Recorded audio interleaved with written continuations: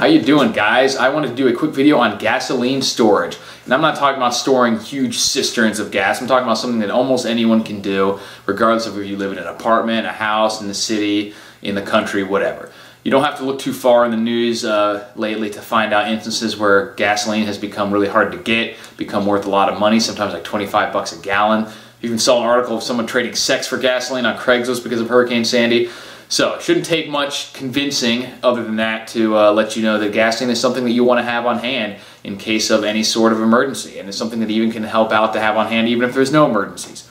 So, alright, you're convinced you want to have some gas on hand. So what do? What I recommend is you get yourself a couple of these jerry cans. They can be the metal kind like this, which is probably better, or like the plastic military ones. I don't recommend using like the red 5-gallon like Blitz gas cans for several reasons, one of which is the lids on them nowadays. They have all sorts of weird safety features and stuff like that. They're not the best. This is a one simple airtight lid on there with an O-ring. It clamps down tight, it's not going to pop off, but it's easy to get open when the time comes. They're shaped well to have them stacked in like a shed or something, or in your garage, just to have a few of them. I would get anywhere from at least one. I would get no more than 10 of them stored that way. Once you start getting over 50 gallons, you can have problems, maybe even legal problems, and it could be more problematic. But having anywhere from 5 to 30 to 50 gallons on hand is going to go a long way in helping you through any minor, medium, or even major crisis.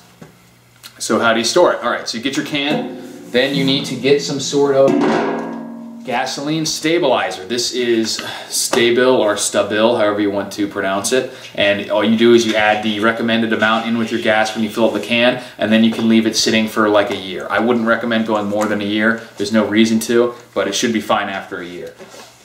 So all you want to do is put in the recommended amount in your can, take 1 or 2 cans down to the gas station. I wouldn't take more than 2 at a time simply because people may freak out, you may hit a pump limit, and it can just cause some issues. So just take 1 or 2 at a time, fill them up when you go to get your normal gas, and then do it again later with the rest of them. And then once you're filled with the stabilizer, mark your date on it, whether you just want to write directly on it, put a tag on it or something, and then just use it within a year. It's that simple. Store them somewhere cool and out of the sun, and where they're not going to get stolen or anything.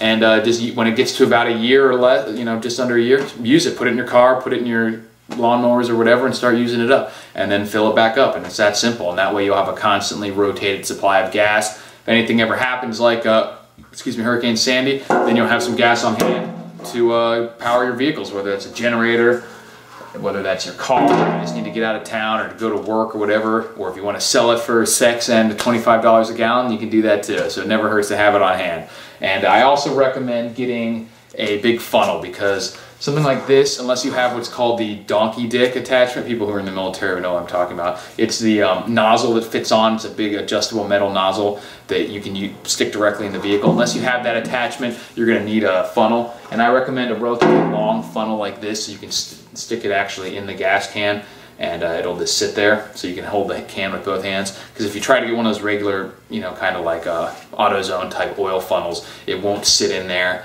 and it'll just slosh everywhere. So I recommend a long funnel like this, or one that actually has a hose on it, if you can't find the attachment. If you can, I recommend getting the military gas cans that actually have the attachment, because it's almost impossible to spill it that way.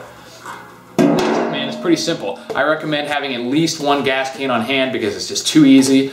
I would suggest having more. I would have about 5 or 6 of them, up to 10. I wouldn't have more than 10 simply because of storage issues and maybe even legal issues, but anywhere from 1 to 10 of these cans, and you will have a lot of preparations for any sort of a scenario where where gas would be hard to get. And that you would even have enough maybe to help out some friends and family if you need to, or sell it. And alright, let me guys know what you do for gas, and if you have any major cisterns or anything, because I know some people just go to extreme lengths to get this stuff taken care of, but that's not something that most people need to do. For most people, a couple cans on hand will be plenty.